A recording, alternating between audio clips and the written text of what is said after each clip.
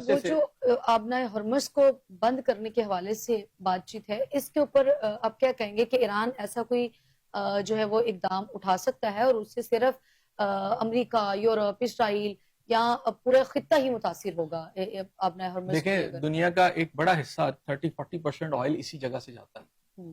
Kuwait سے oil جاتا ہے، عراق سے جاتا ہے، یا سعودی عرب سے آئل جاتا ہے. اس کے دو ہی راستے ہیں. اچھا. ایک وہ جو ہے جو کہ آپ کو سعودی عرب اور افریقہ کے درمیان کا جو راستہ ہے، ٹھیک ہے، سمندری راستہ وہاں سے جاتا ہے، ٹھیک ہے، اور دوسرا یہ والا راستہ ہے. مڈل ایسٹ کا سارا آئل اسی دو راستوں سے جاتا ہے، اور سب سے زیادہ نون راستہ جو پچھلے کئی دہائیوں سے جا رہا ہے وہ یہی ہے. اچھا. اب ایران اگر اس کو روک دیتا اور ایران روک دے گا، آپ یہ ذہن میں رکھیے گا، جب اس پہ سارے جو چڑھ دوڑیں گے، اٹیک کریں گے، تو اس راستے کو روک کر اپنا ڈیفنس لائن کرے گا، اور وہ ڈیفینیٹلی ان کو پورے دباؤ میں لائے گا. اب یہ چاہ رہے ہیں کہ کسی طریقے سے ریجن جو ہے نا وہاں کی ریجیم چینج کر دیں. یعنی آپ مزے کی بات ہے کہ آج میں ان کو سن رہا تھا گوروں کو ایک چینل پہ، تو باقاعدہ ملا کا لفظ استعمال کر رہے تھے. اچھا. کہ جی وہ ملا دیکھیں یہ کر رہے ہیں، ملا وہ کر رہے ہیں، ایران کو انہوں نے قبضہ کیا ہوا ہے اور اس کی عوام پس رہی ہے.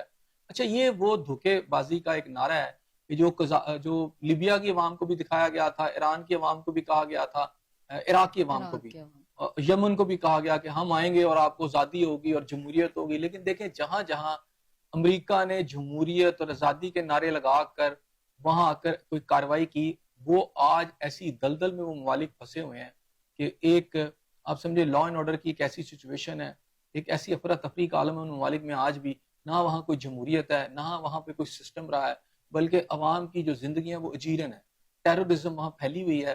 کوئی صبح گھر سے بندہ جاتا ہے، اسے یقین نہیں ہے کہ وہ رات کو واپس آ جائے گا. تو یہ ایک ٹیررزم پھیلا دیا اسرائیل نے اور اس سارے اس علاقے کے اندر. اور وہ دنیا کو جہاں جانا چاہتے ہیں نا، وہاں کہتے ہیں جی ہم آ رہے ہیں تو آپ کے لیے جمہوریت لا رہے ہیں.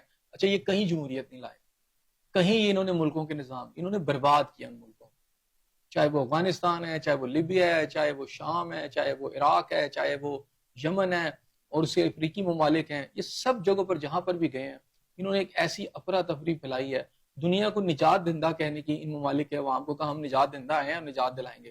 نجات نہیں دلائی، ان کی زندگیاں ان کے ممالک کو ایک جہنم میں بدل دیا انہوں نے. اور پھر اس کے بعد یہ وہاں سے چلے گئے ہیں، یا وہاں کے ریسورسز انہوں نے لوٹ لیا. آئل ادھر جا رہا ہے، وہاں کے منرلز وہاں ادھر جا رہے ہیں.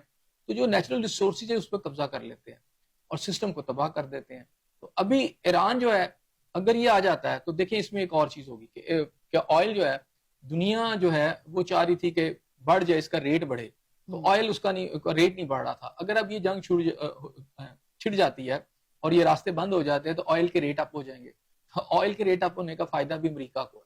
اچھا. اس کو آپ اس طرح سمجھیں کہ امریکنز کمپنیوں کو اگر آئل کے ریٹس اپ ہو جاتے ہیں تو ان تمام ممالک کو اس کا فائدہ پہنچے گا. صاحب ایک ملک خود کو خود مختار کرنا چاہ رہا ہے یا سپر پاور بنانا چاہ رہا ہے، چونکہ اس کو خطرات ہیں، خدشات ہیں، تو اس کو پھر اس طرح کے مسائل کا سامنا ہے.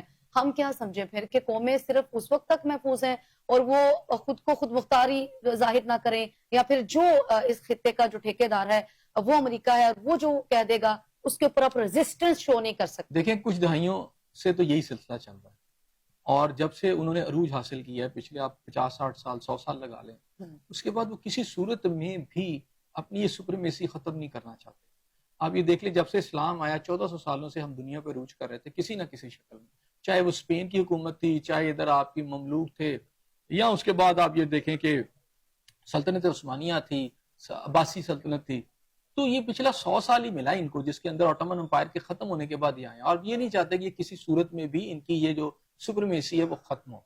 لیکن بہرحال اب یہ جو بھی چاہیں، اب ایک بہت بڑی طاقت چائنا ابھر کر آ رہا ہے. اسی طرح رشیا جو ہے وہ ٹوٹنے کے باوجود اس نے اپنے آپ کو پھر سنبھال لیا ہے. تو وہ جو یونیپولر ایک سوچ تھی امریکہ کی کہ شاید دنیا میں اب یہ اکیلے رہ گئے اور جس طرح ڈکٹیٹ کرنا چاہیں گے یہ کر لیں گے، وہ تو نہیں رہا. لیکن اب وہ جو ممالک ہے بیسیکلی مسلم امہ کی جتنے بھی ممالک تھے یہ نیچرل ریسورسز سے بھرے ہوئے تھے، خاص طور پر آئل اینڈ گیس.